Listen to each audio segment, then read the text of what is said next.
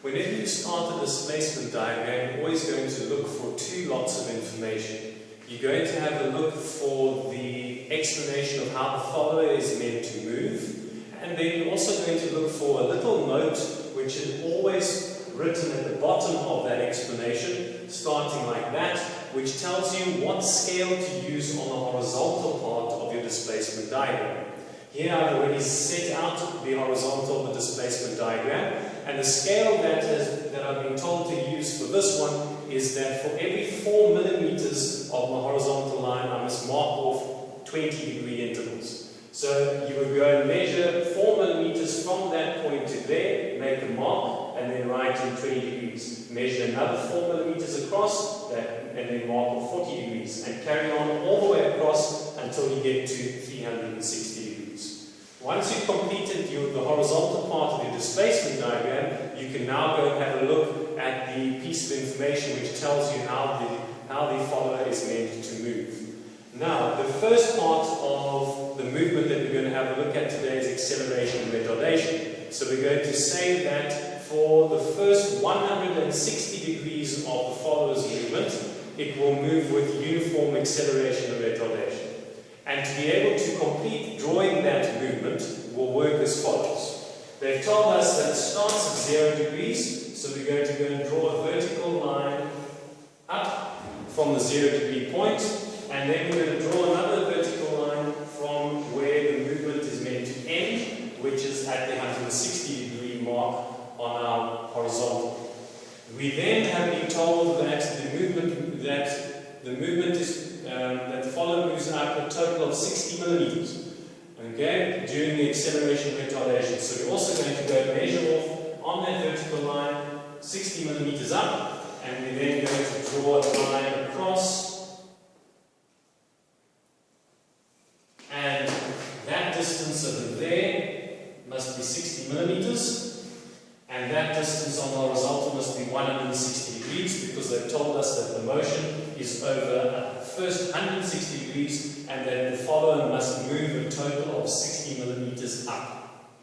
Once we've completed that, you can then see that we have a nice block which we've now drawn and created for us to be able to go and complete the acceleration and retardation. And the first thing that we're now going to do is we're going to go count how many parts the horizontal has been divided into for that motion. So we've got 1, 2, 3, 4, 5, 6, 7, 8 parts on our horizontal. From the beginning of the motion to the end of the motion, it's a total of 8 parts. If we have 8 parts on the horizontal, we have to go and break the vertical part of that motion up, which would be from that point there to that point there, also into 8 parts. And the only way that we are allowed to do that is by using the construction which we have learnt for helixes, where you go and draw a line out at any angle, and then go and break up that line into 8 parts by measuring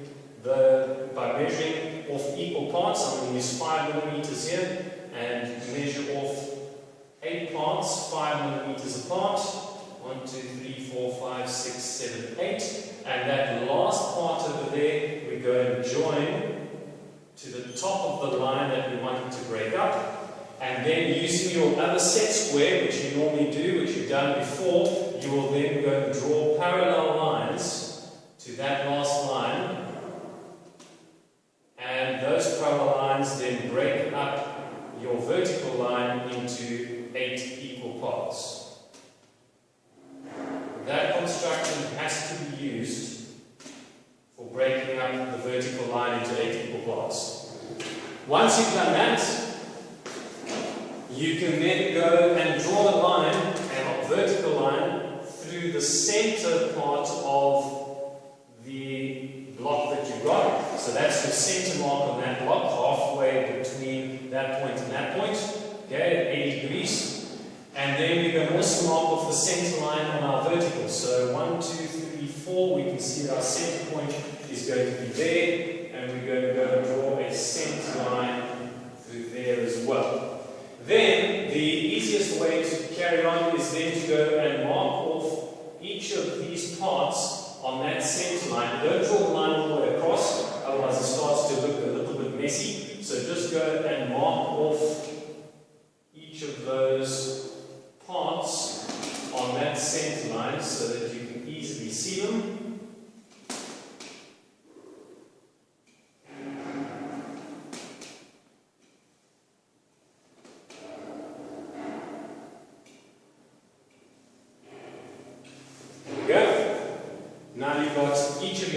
parts marked off on that line, which you transferred from your vertical line over here, which you broke up using that method, which you have done before. And then once you've done that, you then need to go and project from the starting point over there. You're going to project a line right into the middle point that you've made there by drawing those two center lines. That point where those two center lines come together, you're going to draw from that point down to the starting point, you're going to draw a line. And then from the starting point again, you're going to draw another line, which is then going to meet up with the first part just below your center point on that center line. So you joined up to the center point first, and then you went one part down and joined up to there. Both lines coming from the starting point there, the 0 degree mark. Then the next one, again from the 0 degree mark to the next line, and then again one more down so that you get that construction, and then you move to where the motion is meant to end, which is up at this point over here. You go and join that point to the center mark, and then go one part up on that center line and join that point up. Go one more part up again, and one last part up, so that you get that construction on that side as well. So this one gets done from the starting point down the bottom here, drawn up to the center, and then to every line just below it. And this one from where the motion is meant to end, straight down to the center point first, and then up one, moving all the way up to the top, to the last part over there. Once you've got that complete, then you're going to want to go and project each of your degree parts straight up. So the 20 degree mark, 40 degree mark, 60 degree mark, the 80 is already up, 100 degree mark, 120 degrees, 140 degrees. So if you've got those projected up. Then you're going to go and you're going to mark off the points of your movement by moving from your starting point down there, one part across on the horizontal, and one part up onto the first angled line. There's your first angled line there. So you're one part across and one part up onto the first angled line. Then another part across, you can move along that angled line, one part across, one point up to the next angled line. One part across, one part up to the next angled line, one part across, one part up to the next angled line.